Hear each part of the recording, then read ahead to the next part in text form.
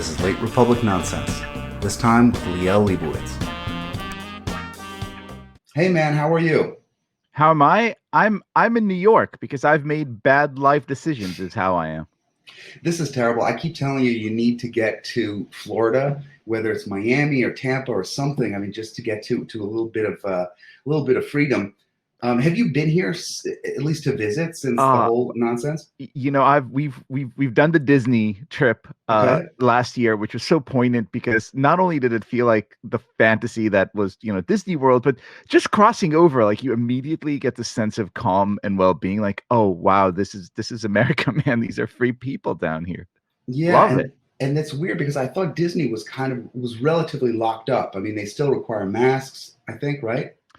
They at back then they still did, Okay. although it was kind of great because they limited everything to a third of its capacity. So it was Disney without the lines. It was truly a dream Sure, that's vacation. exactly what you want when you Mhm. go to Disney because that's the thing that most people can't stand is the crowds. I haven't been in 30, I don't know, maybe since I'm 12, something like that, 11, something like that. Now that Europe is no longer an option for me because it's become a cesspool of governed by a death cult insistent on destroying every bit last remnant of Western values.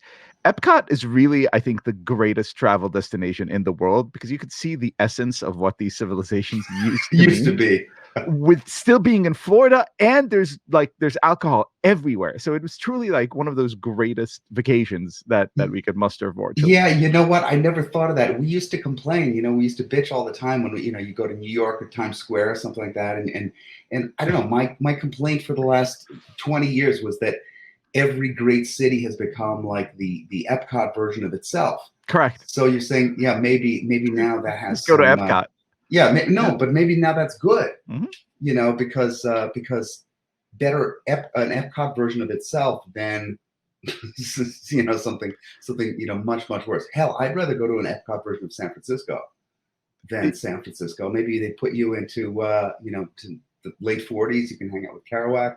And or at least it'll be like Disney characters pooping in the streets, except say for deranged homeless people. That's Yeah, that's a yeah, step in the right direction. right, much more entertaining. Anyway, Like, I look, want kids, that's Goofy shooting up heroin. That's look. fantastic. It'll give the kids an education, and I'm sure that in California it'll be mandatory attendance at least Hmm. once in your life.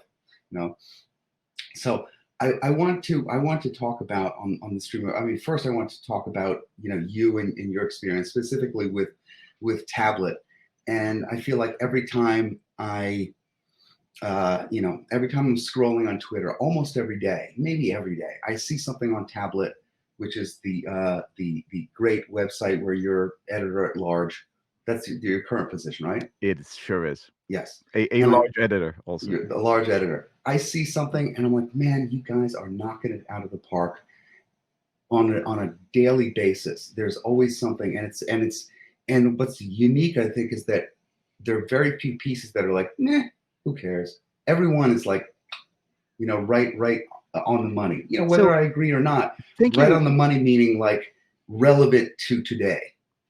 Thank you so much for saying this. But let me tell you what a long, strange trip it's been for us because I've had the pleasure of being tablet since before day one. My dear friend and our fearless leader Alana Newhouse started this publication and called me up, said, "Hey, come on this adventure." And when we were getting started 12 years ago, the idea was like, okay, we'll have this small little publication of Jewish life and culture, and maybe we'll have, I don't know, 20,000, 100,000, 300,000. We'll have a small-ish amount of readers, and we'll publish our pieces that interest us, and it'll be great. It'll be everyone's second, maybe even third read after they've gone through the Atlantic or the New Yorker or the Times or what have you. That they'll come to us for a little bit of color, and then, kind of to our amazement, everything catches fire, Mm. and everything collapses. And American journalism, and you could argue that it has been thus for a long time. You could argue that the story is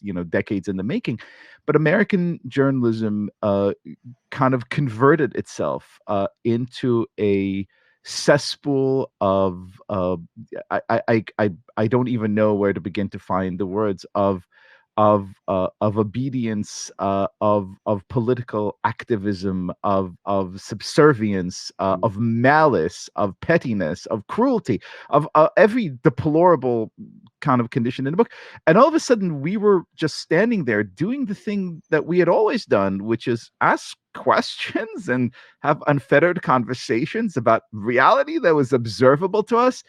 And that started becoming kind of abnormal and remarkable. People said, "Oh, wow, look, you're doing really great work." And we said, "Right, thank you." But the bigger question is, can we curse on the show? Sure. What the fuck happened to Right. everyone else?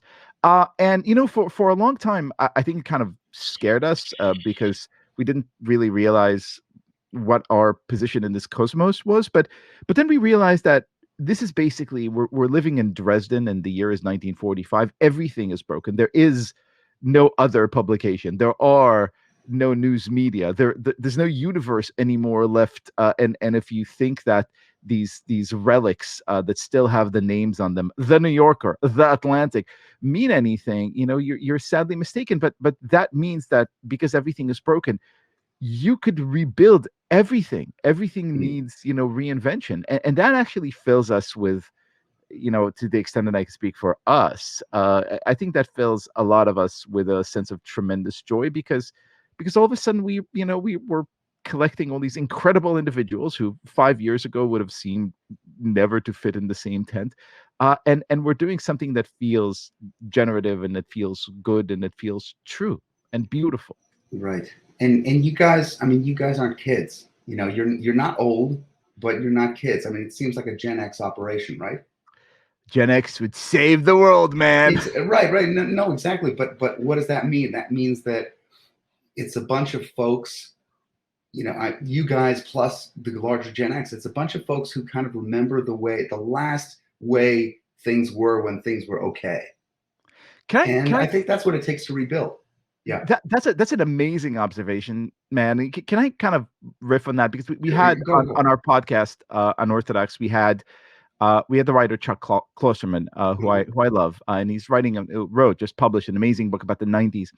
And the thing that he said, the incredible thing about the 90s, if you're cool in the 90s, if you wanted to take yourself seriously as an artist, politics were like the furthest fucking thing from your. It's like, you were into music, you're into sex, you're into art, you're into books, you're into whatever it was that you were into, and only kind of the creepy sort of weird kids were into politics, which is exactly how it should be, because we're human beings. We have bigger, more pressing concerns like truth and beauty.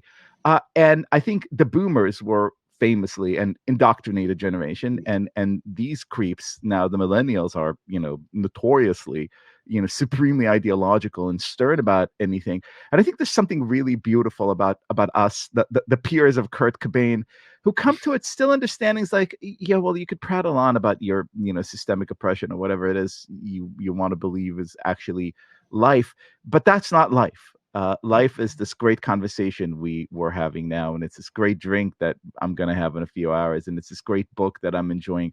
That's life to us, and that aesthetic, I think, is paramount. It's key. Yeah, no, I mean, absolutely. I think that's one of the things that I may be a broken record about this, but kind of going on and on about really what you just said, and and I see. I mean, the generational divide is just really great, and I think in general, for this reason, I'll put this plug what you just said into my theory. For this reason, we're kind of allergic to fanaticism,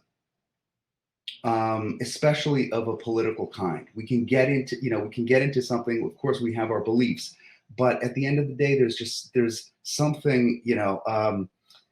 I guess the meme is right. There's something like, hey, let me live my life concerned with the things like beauty and art and whatever. I mean, obviously this is not, it's a massive generalization, but I think pretty much it holds. There's an allergy to for sure to this kind of, and the boomers are not allergic to it. The the millennials and Gen Xers for sure aren't allergic to it. And I mean, if I'll quickly bring up the other thing that I've been kind of going crazy about for for the last couple of months is the epidemic of folks who are, let's say, younger than 32, 33, who are not driving and have no desire to drive. And I'm just talking, I mean, in your case, you live in a city, it's like, it's, different rules. Although I have a car at a great cost, because not having a car and not driving to me is like giving up your manhood. It's unconscionable. It's unfathomable. Right. So that's an extension of your penis as far as I'm concerned. Right. So I went for, 15 years living in cities or so without a car, but it didn't make sense for me economically and, with the lifestyle. But man, I couldn't wait to move to Texas and need a car and need to be able to drive around, because exactly that, it was an extension of manhood, independence, wanting to be free of your parents. You're 8 years old sitting in the back of the car. What do you want? You want to drive, and you want to be able to go. I don't know. I mean, this is what I did. This was everyone I knew, the day they were eligible, they went to get their license. And today it's like, well, I'll just take Uber. And which to me sounds like it's not even an abdication of a concept of independence. It's like the concept of independence isn't even, in the conversation. I'm going to permit myself to just go completely off the rails here. Do it. I can't tell you how much I abhor the notion of public transportation. For one thing, because it always comes wrapped in this kind of like quasi crypto culty. Oh, this is what you need to do to save the earth from pollution. Whenever I hear, I just kind of get a little bit skeeved out, because it's just this language just doesn't sit well with me. Yeah. But it's exactly what you said. I mean, the notion of being at someone else's mercy, either some big faceless state and or city run, conglomerate, or a large corporation that can manipulate prices whenever it wants, to do something so basic like get from point A to point B, just strikes me as, if there's something that is profoundly un-American, it's the idea of being dependent for your freedom of movement on a corporation and or a government. I'm sorry, no. Yeah, I mean, obviously they don't see things that way. They see it as, hey, I have convenience, Convenience is you're ranting about cars. Yeah. Let me tell you, I rant about convenience. Convenience, I think, is the greatest devil of the 21st century. The amount of freedoms and truths that we have sacrificed for the most idiotic, minute conveniences are like, oh, well, I want this delivered in an hour so I don't have to get my lazy butt off the couch. So in return, I will let this very large and evil corporation take charge of literally our entire civic infrastructure. Because, hey, look, the tomatoes arrived and they're here, and I didn't have to stop binging whatever I'm watching on Netflix. We have to wean ourselves off that way of thinking. Again, it's a fundamentally un-American way of thinking. Think of Whitman, right? Pioneers, oh pioneers. Like, we are the people who got off our asses, got on our horses, traveled west, and built civilization. That's what we're good at, not sitting and waiting for someone to deliver our liberties or satisfactions. Right. No, I think it's true. And I wonder, we all know that this generational divide has a lot to do with analog versus digital, and the time in which you grow up and you sort of develop your first, kind of consciousness and sense of self. And you see the world around you. I don't know, maybe it's not even as complicated as that. Maybe, I guess it's just a matter of the screen, pre-screen and post-screen. And it's amazing how many little things that it changes in your life. When I think about this stuff, I get unbelievably depressed, because I think we're the last of these guys, and for sure they're pushing us. They're pushing to bury us as soon as possible. No, but it's it's even more depressing than that. Because look, I'm a person who spends a lot of time listening to, thinking about, and kind of writing about, and being in the environment of music. It's a major force in my life, and I know it is in yours too. So I'm bringing it up. And it's true that every generation has this temptation to say, when we were kids, music were good. Kids today just make the Right. noise on their machines. But I'm sitting there and I'm listening to Billie Eilish, right? And I'm something's really bugging me. I'm listening and I'm listening and I'm listening.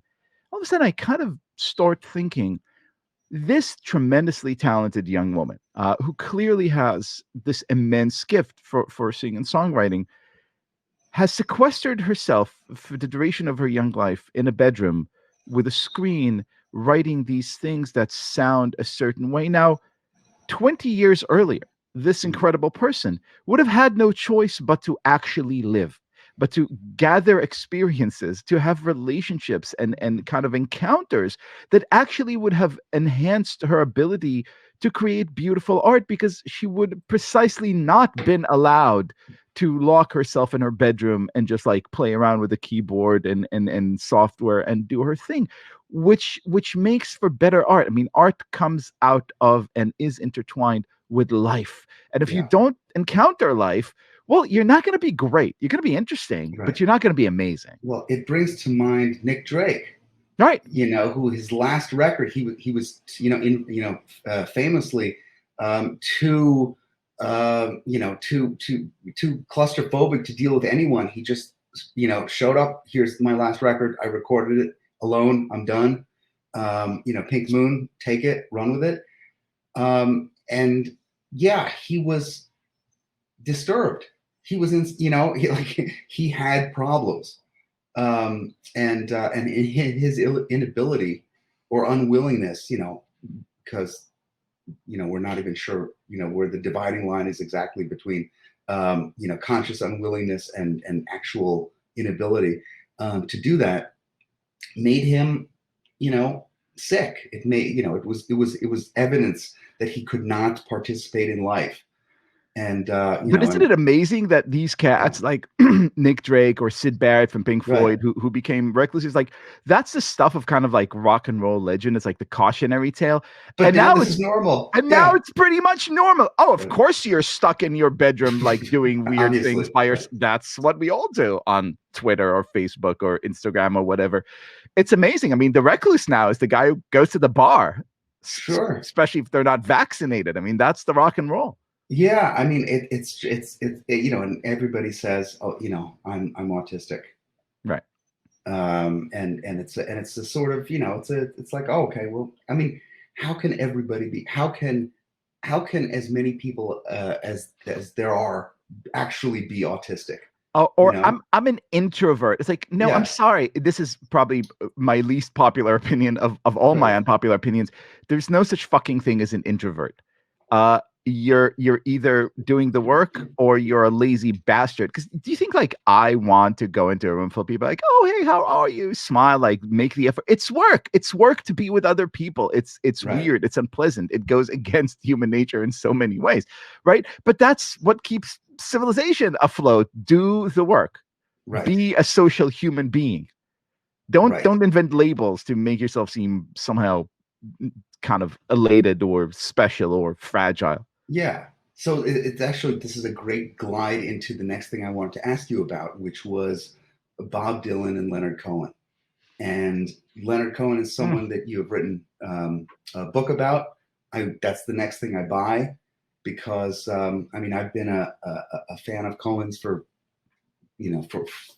forever, but I'm someone who kind of I I have a hard time relating to. I'm a music guy, and I don't remember the words to any songs. And the reputation of Cohen, not only because he was a poet prior to becoming a musician, um, but just in general, there's so much emphasis placed on his lyrics. When you wrote that book, or when you're thinking about Cohen, do you think about him as like, in what different packages do you put him? As a poet, as someone who makes music? I mean, I'll tell you my personal understanding of him. The way I make sense of him is not even so much as someone who sings, but someone who puts together packages of music and words, and crucially, and the production also, because his songs are completely simple. There's nothing, there's nothing, musically speaking, there's nothing, very complicated about what's going on, but it's the, it's the whole package that he puts together. You're So you're give you're me your you're thoughts. you're 100% Okay. correct, and this is exactly what drew me to him. So first of all, he himself struggled with this question mightily. He started off as a poet. He achieved success very early on. I mean, the CBC was making a documentary about all of Canada's great poets in the 50s. It was supposed to be called something like Four Canadian Poets or something like that, because Canadians love those creative, bombastic titles. And by the time they were done filming, it was called Ladies and Gentlemen, Mr. Leonard Cohen, Wow. because he was an He's a ascending star. compelling figure. Then he drops poetry, and he becomes a novelist, and the same thing happens. He achieves great success with two books that he writes, and are kind of propel him to fame, and he feels something is still missing, and this packaging, as you put it so well, is precisely it. And he explains this even before, or just as he's embarking on his musical career. He's giving a talk. I forget the exact year, but it's sometime in the early 60s, in the public library in Montreal, which scandalized people. And he said, "Look, let me tell you. I want to tell you about the difference between the priest and the prophet. Mm. Like, imagine the little old lady with her canary in the cage. It's like the canary is religion. One day, the door opens and the canary flies. He says, the priest is the guy who stands by the cage and keeps telling the old lady, don't worry, the bird will be back. The prophet is the guy who goes on chasing the bird wherever the bird goes." Mm. And to him, chasing that bird, taking that wild spirit into these kind of realms of feeling, of excitement, of ecstasy, of sex, of kind of quivering emotional breakdowns and breakthroughs. That is something that only music could achieve. And so it's not in the lyrics, and it's not even in the music, and it's not even in the packaging. It's really in the feeling. I'll never forget this moment. I had the great privilege of getting to know him, and went on Mm. tour with him, and I'm standing Oh, there. what year was that? What year did you go on tour with him? Oh Lord. The book came out, 2014, I believe. Okay. So So it's like that 2009 he was on tour, right? yeah, that must have Yeah. been it. Okay. So he plays Barclays Center in New York. Mhm. And there's this young woman, one of the ushers. She's standing there, and it's a job. She sees every event that's there. She's bored out of her mind, and I sort of like talk to her throughout the Yeah. thing. And the beginning of the evening, she's on her phone. She's paying very little attention. And at some point, by the end, I mean, almost by the end of the concert, I swing by again, and I see her standing there, completely wrapped. Hmm. And this is a young, black woman who has probably little to do with the emotional world of the 70-something-year-old Sure. Jewish man Uh, from Montreal, and she's completely enraptured. And she looks at me and she's like, "I'm going to check out this guy when I get home," because she felt that this person was hmm. telling her the truth. She felt that this person was there to try and connect. Because when you hear a line like "Ring the bells that still could ring," forget your perfect offering. There's a crack in everything. That's how the light gets in. It doesn't matter who you are or what you believe. Right. You feel the heart of the world opening. Right. Interesting. I mean, he's a guy too that's where the packaging has transitioned, where the packaging went through phases.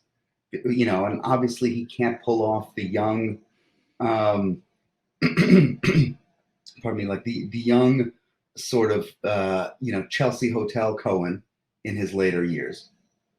Um, from the early 70s or the mid 70s. He really embraced his role as the old man telling truths, and it was the outfit that he wore conveyed religiosity. He's sitting there in a hat, in a dark suit, And of course, his voice as he aged, it got to be More beautiful. yeah. I mean, I think so. I mean, I love all of his work, with the exception, honestly, of the first two records, which I think are kind of boring.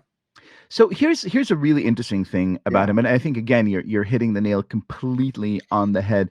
Um, I don't think it takes a musicologist to understand that rock and roll is religion by other means. It's what happens when the same ecstatic spirit that has always informed and motivated this God-fearing country escapes the pews and instead finds its way into the clubs and later the arenas. And so the fundamental proposition of rock and roll was always ecstasy, right? It was always the attempt at transcendence. And Cohen comes on the scene, and he's almost 40 when he gets his start.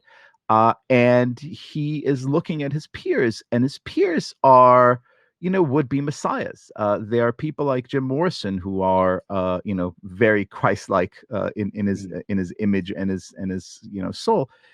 Who are suggesting that it was possible to break on through to the other side. Sure. He's there with Joplin, who, kind of reduces the entirety of the vocal capacity to one primal scream. He's there with Hendrix, who takes the entire blues chord and breaks it down and jams into one like crazy chord. And it's easy to kind of look at those guys and think like, well, that's where the game is. And he's sort of like negotiating that sphere. And then he looks up, and it's 3 or 4 or 5 years later, and all these people are dead.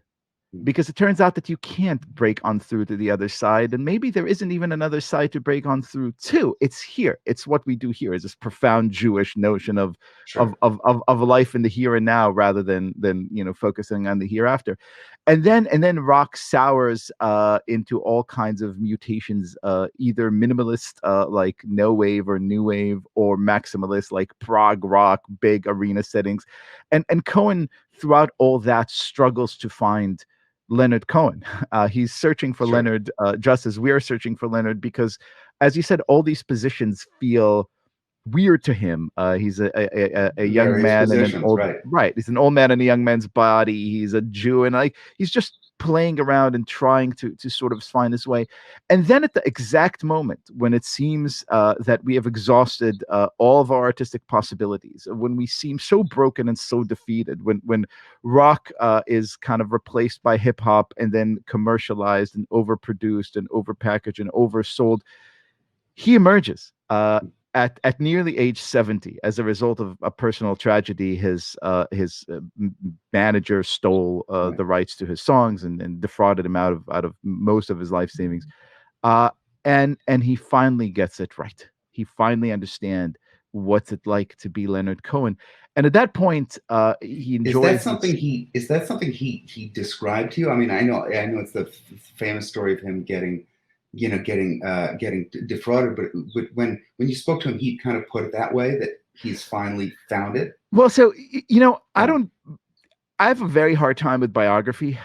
When I started working on this project, his manager asked me, we've been in touch before, Leonard and myself, and his manager asked, well, do you want to interview him? And I said, no, because he's been lying to people like me for 50 years. And I would have to be some kind of asshole to think that I'm somehow smarter than all these people who'd interviewed him. I don't want to talk to him. Why was he lying? What was he lying about? Well, because imagine if your life was standing, and not him specifically, I mean, everyone in this position. Imagine if Sure. your life was repeatedly sitting in front of people who want to poke and prod every aspect of your thinking and doing. If you wanted to remain sane, if you had any sort of self-dignity, you would invent some kind of tale. It could be audacious, as Dylan had, or it could be, mild and controlled, as Leonard had. But you would do it to keep a semblance of privacy and sanity. Sure. And especially someone like Leonard, look, he for a very long time had a very difficult time even performing his songs, because he would say, look, I wrote Suzanne for a woman I Right. was trying to sleep with, and it was a very intimate thing for me. And to be in an arena where 60,000 people scream out every word, despite never having met, it just feels very like almost intrusive. It feels crass. I don't like that. I mean, Right. it took him literally 6 decades to understand what these songs meant to Mm. his listeners, but he's someone who did at a great cost to himself preserved his own sense of intimacy and sanity. So I didn't want to talk to him. Instead, I asked for his notebooks. Mhm. And it took some back and forth, but at some point I received 21 bankers boxes to Oh my my. God. Yep. They lived in our small New York City Wow. apartment with us, rent free. My wife was not thrilled about that, but you really got an actual sense of the person, of the person, of a portrait of an artist, being kind of molded and fashioned throughout the years, because you read letters and postcards and scraps and notebooks and diaries, and then that made me love him so much more, man. Hmm. Interesting. Yeah, I mean that makes sense. So where are they now? They're in Montreal. Oh, They're I had at to university. return Yeah, every single scrap. Yeah, I'm they're sure. I'm sure. But if someone Toronto. in Toronto, where? Because like a boss, as a Oh, young man, really wanting to buy himself a home on the Greek island of Hydra, he made a deal with the University of Toronto to sell his papers in perpetuity. He was, I think, 26 when he struck that deal. amazing. What a great act! And Right. so they're at the university there. The people are lovely, and Uh-huh. they're free to, for the most part. Some of them aren't, but free to To observe. Peru. And again, Yeah. this is exactly the opposite of someone like Dylan, for example, who I truly believe is just a receptacle. I think Dylan is Hmm. just a like a divining rod through which some kind of other currency, like current, electrical, inspirational, emotional, sort of electricity flows. I don't think Dylan is in a position to understand most, if not all, of what Dylan is talking about. And Leonard is and was and grappled with it seriously. And so the difference between them was profound. My favorite Do you think story. it's a class difference? No, I don't. Yeah. Because in a way, I mean, there aren't that many class differences between them. Cohen was born to a wealthier family, but Right. But the he grew poor up in a branch. milieu. But he grew up in a milieu. He grew up in Jewish Montreal, and the fact that you know I mean he achieved success. I'm not sure how old exactly Dylan was, but it was it was a different thing. I guess they gravitated towards different things. Yeah. Cohen was involved in poetry, while Dylan loved folk music. So my favorite Yeah. story about them, I think it's like 1986 or something like this, and they meet, and I mean they had met before, but they're sort of behind, kind of like backstage. I think it was in Paris, and Dylan compliments Cohen and says, "Well, I really liked Hallelujah. How long did it take you to write?" And it had taken something like 5 years. 5 years. And Cohen doesn't want to say it because it seems like like a humble brag. Oh, that 5 year masterpiece. So he says something like, "Well, 18 months." Yeah. And then he feels compelled to compliment Dylan and said, "Well, I really love your song, I and I. How long did it take you to write?" And Dylan's like, 15 minutes. That's it right there. Right. Explain to me what he was thinking in the 80s. And this is where a lot of folks have problems with Cohen when it comes to the very dated production of his 80s records. And it's one The of those, synthesizer. yeah, I mean, it's one of those things that makes no sense. And when he did what is it, Old Ways, Hmm. I was so happy because finally we have a Cohen record that sounds great. And the subsequent records I thought also sounded great. And he went through a patch which was, I mean, he took beautiful songs and he adorned them in the most cheap and crappy way. And part of it is like, yeah, I know that's part of what he's getting at. Part of what he's doing is he's making a commentary on, he's making a commentary on whatever contemporary disposability of contemporary music, etc. Okay, fine, but you don't listen to that. You listen to the songs, and they were such a huge obstacle for people to get into because it sounds hokey. What I was his view of that? I And totally yeah, understand what you're saying. And by the way, as a sort of disclaimer, I would say, look, I had the great privilege after the book came out of having a real friendship with Leonard. It's one of the most meaningful relationships in my life. I miss him terribly and think about him every day. I am not capable, I'll be very honest, of probably offering any kind of real sort of objective analysis of him. So take everything I'm about to say with, a okay, whole pillar of salt, as the biblical imagery would have it. But I think that there is something, and this is something that we've spoken about tangentially. But if I was offering some kind of explanation, I would say that it was absolutely necessary for the songs to sound like that. Not because it was some kind of conscientious commentary, but because walking down a New York City street and seeing this cheap little instrument, this little synth, right, like in the window, and buying it and playing around with it, it afforded precisely the kind of release that otherwise I'm afraid would have eluded him as an hmm, because the easiest thing, and I know this now, kind of again having spent some time thinking and writing about and getting to know a bunch of musicians, it's the easiest thing and the most sort of prevalent danger for a musician is to sink into this kind of spiraling sure, routine of, well, I'm the person who sounds this way, yes, and your ideas stop to be interesting, and they stop being interesting because the sound literally drowns them out. It takes a very wild kind of mind in order to kind of escape that. A perfect example of that would be someone like David Crosby, right? right, Who actually succeeds in doing this in large part, again, very much like Leonard, by saying, look, I'm going to chase again this wild animal. To do it, I'm going to need a net. It's not a beautiful tank with a high end, sophisticated, well produced machinery of war. I'm just going to get a spearman, and it's going to sound weird and bad and as you said, crappy and tinny. But there is a feeling to it that I still get, and I still listen to these albums, that is so incredible. And let me kind of riff, and you may find yeah, it preposterous, but I think there's actually a truth there.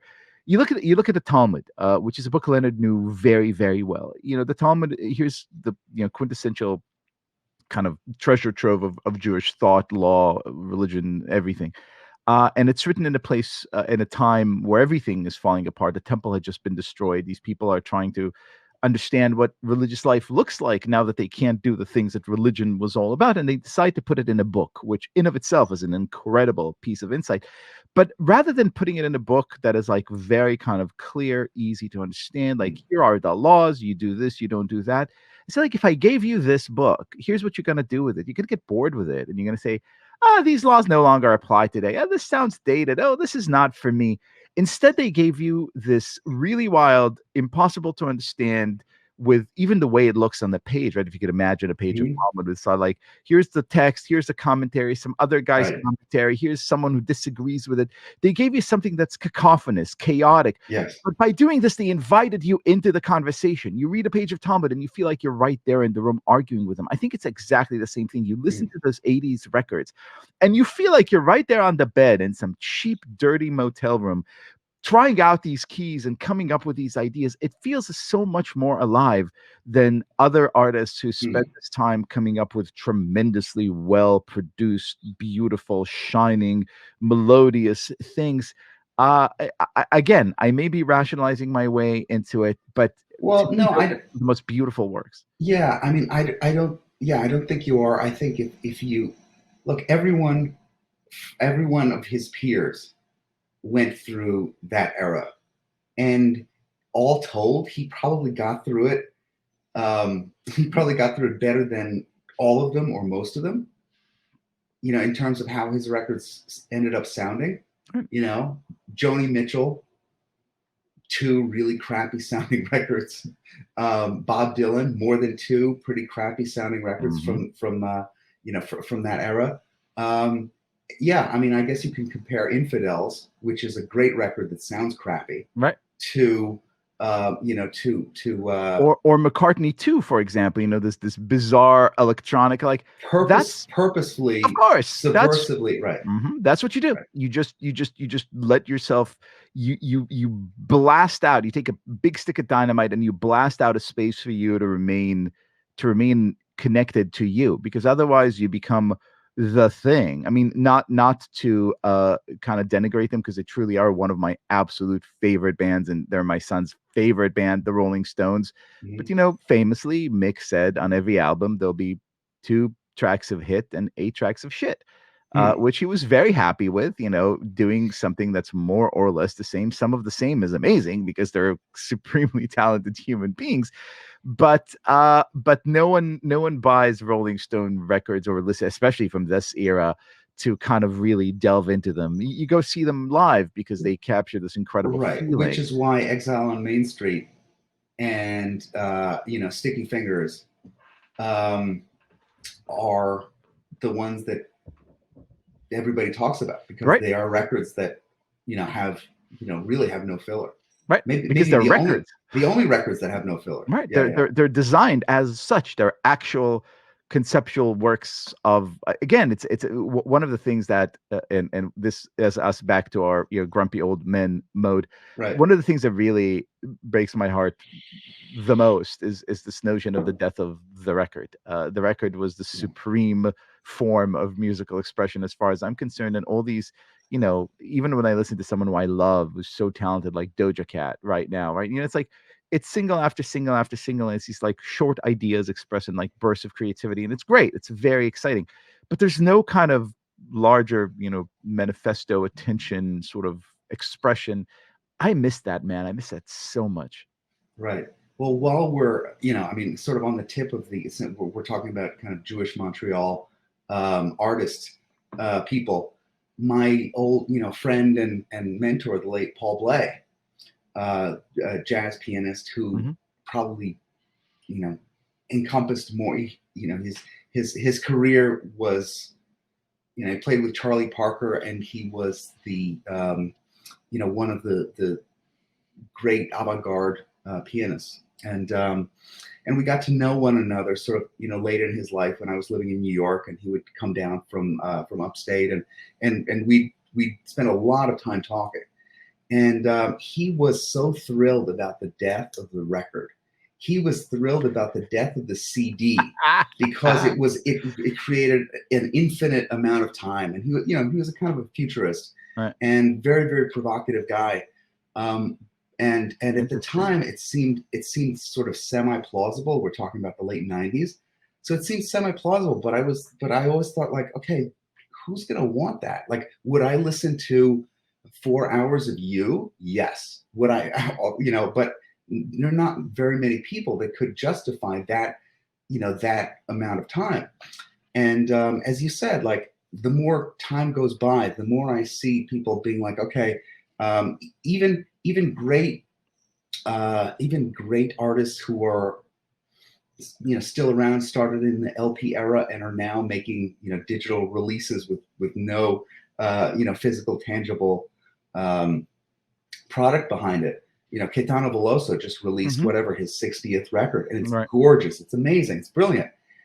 He didn't care how long it was. I don't know, 47 minutes, 67 minutes, 78 minutes, whatever it is. That's wherever I'm done. That's where I stop.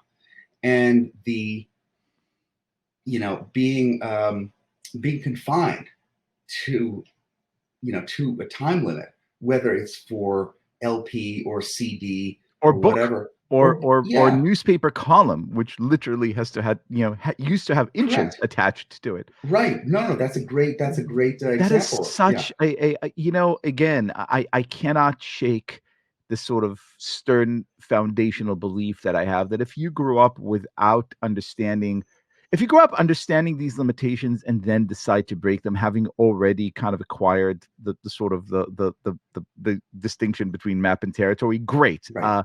But if you grow up without them, and you're just sort of jumping into an infinity pool of excess and abundance, I don't think anything really good could come out of this. Yeah, unless you impose these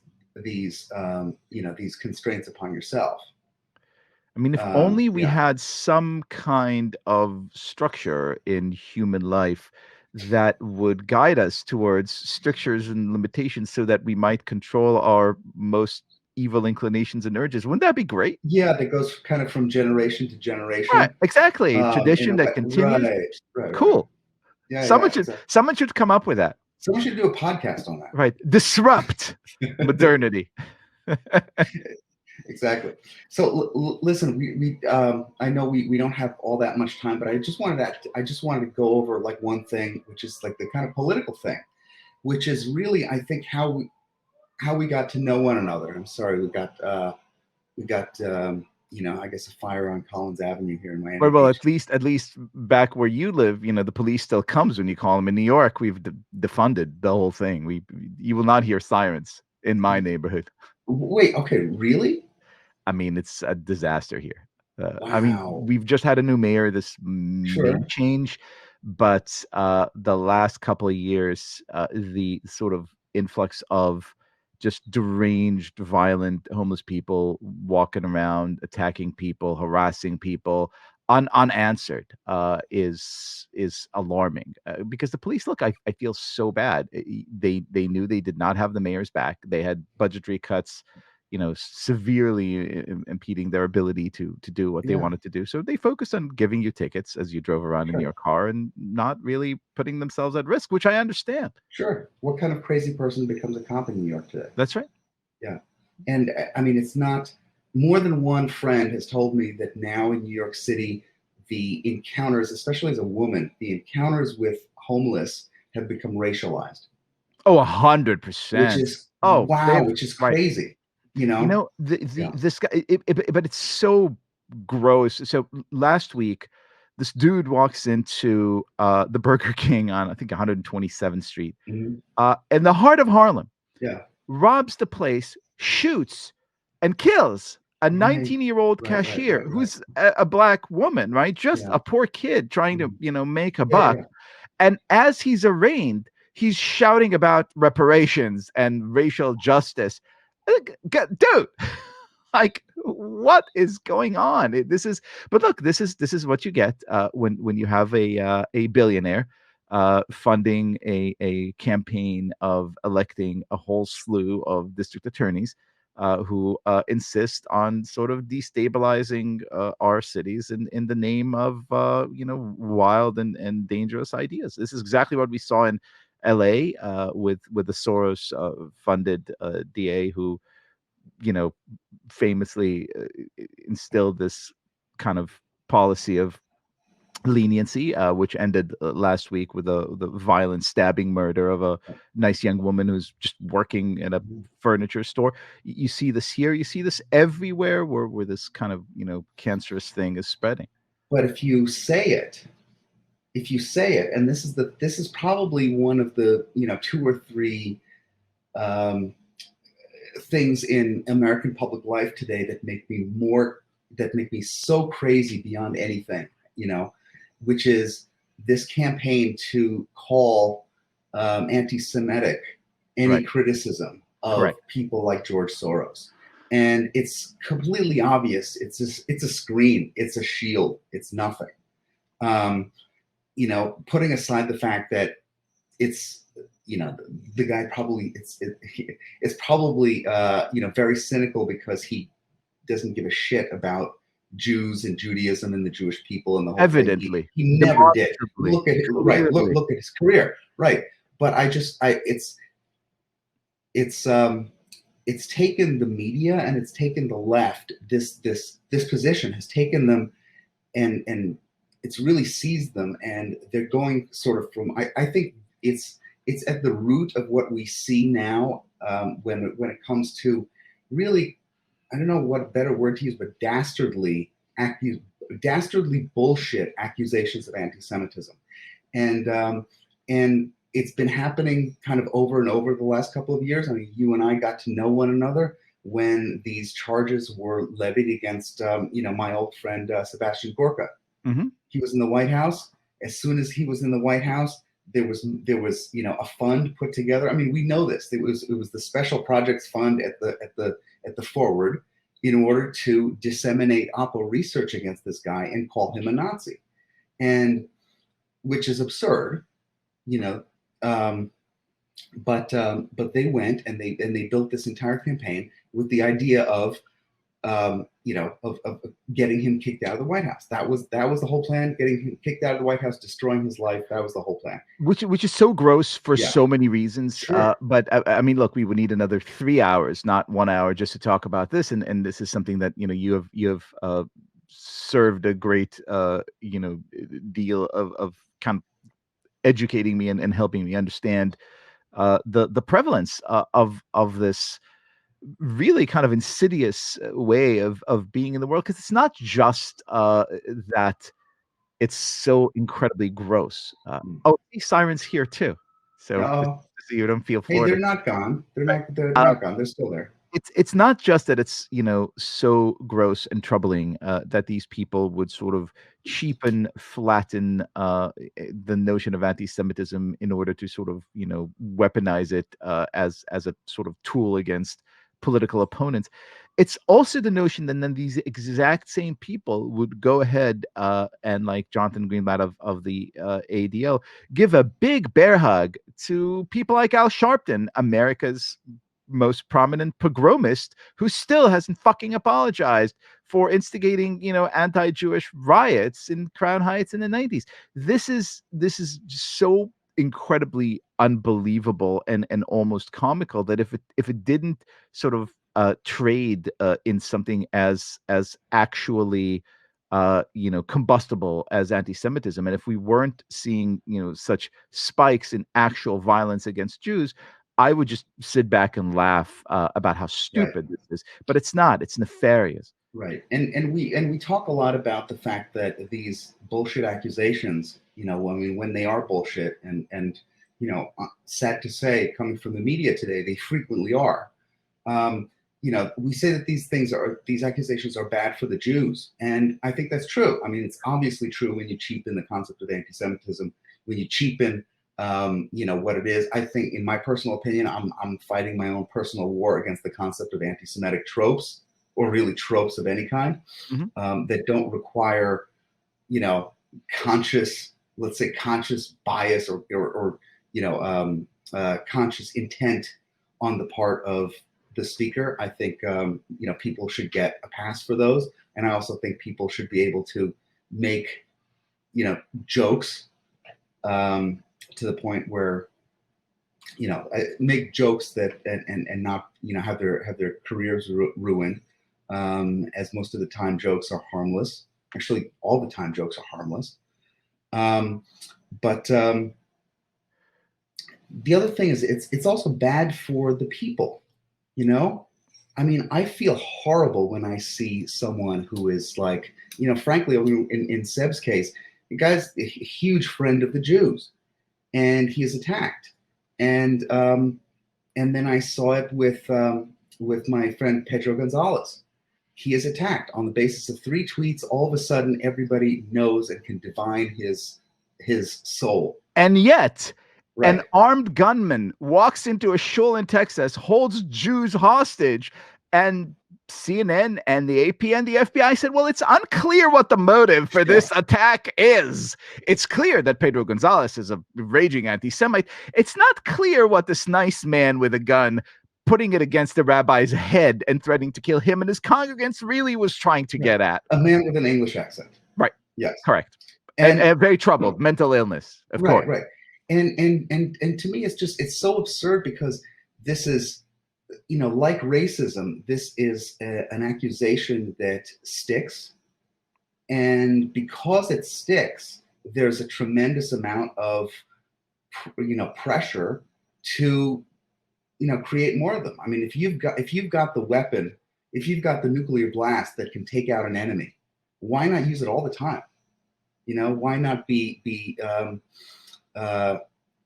I mean, why do you even need to have a political debate? You could just shut it down one by one by one by one. But because and this is where my expertise as a video game doctor. I literally have a PhD in video games. The video game doctor. And if Heal you me. played a lot of say Mortal Kombat, right? Mhm. You know that you could do some weird combo and have some kind of superpower move, and it would work incredibly well the first 4 times. But then the person you're playing with would just look at you and be like, okay, so you're going to do this thing where you do the super kick punch combo throwdown. Here's what I have to do. I just have to go like this. I've just raised my hand Mhm. and then I block you. And then your doomsday weapon becomes totally ineffective. And then I win. I think once you get to the point where like M&Ms are racist, that's the point in which the whole word has ceased to mean anything. And sadly, I feel the same thing about anti-Semitic. Like whenever I hear someone calls someone, oh, he's so anti-Semit, especially when the accusation is leveled by some midwit in the media Sure. against someone on the right, I'm like, you know what? I'm not even listening anymore. And I think a lot of normal Americans are with us on this, and I think it would be one of the great, terrifying realizations of the left is that all this bullshit only works if you let it. Right. And at some point, if you say like, no, fuck you, I don't Right. care, I'm a racist. Okay, fine, great. And by the way, I'm sorry, I didn't get it at the time, but this was, Steve Bannon's wisdom, right? Of like, right on being like, what do you want? I'm a white supremacist. Okay, I'm a white supremacist. What am I, a Nazi? Fine, I'm a Nazi. I don't care. I just don't Right. care. And then their God is dead because their God is Yes. only, unlike ours, which is true. Theirs is only predicated on the fact that we believe in and are cowed by their crazy ideas, and we don't. More Right. and more of us, increasingly, just don't. And that's the thing, and I see myself. I mean, I don't feel responsible for any of it, but I feel like, look, if it's not me speaking up and saying, this is bullshit, and especially when it comes to especially when it comes to my friends, I feel like I'm abdicating my, I'm walking off the court when when I am needed. So I mean, I'll continue to do that, and I want to thank you for your efforts to do so, because like honestly, it's not cost free. It's not cost free to do this and to say, hey, mob, stop, this is ridiculous, get a hold of yourselves. And But as you said, every time the mob comes, especially now, every time the mob comes, when M&Ms are racist, nobody gives a fuck. Right. And look, I would rather be in the position of nobody gives a fuck than the position of, you know, we're in an inquisition period Yep. where anyone can be destroyed at any moment. And and especially now with the I mean, we're older. We did crazy shit when we were young that we don't even remember doing. But for the younger generations, I mean, these guys, you're 8, 9 years old, whatever. You're typing something out. Obviously you have no penmanship skills. You can't write anymore. So Of course. so you're typing something out, and of course it's going to be stupid, and of course it's going to be silly, and of course in 5 years or 3 years, someone will cancel you and destroy your life for it. Listen, I know we have to go. I'll just say this: I'm 6'5". My pronouns are armed and dangerous, and this mob is particularly delightful to me for 2 reasons. A, because it's very easy once you see it to expose it for what it is, which is a bunch of midwits with very low moral character and or emotional intellectual growth, and I feel very, very sorry for people who had made their choice to live life like this. But even more importantly, you sort of look over your shoulder and you see who's fighting with you.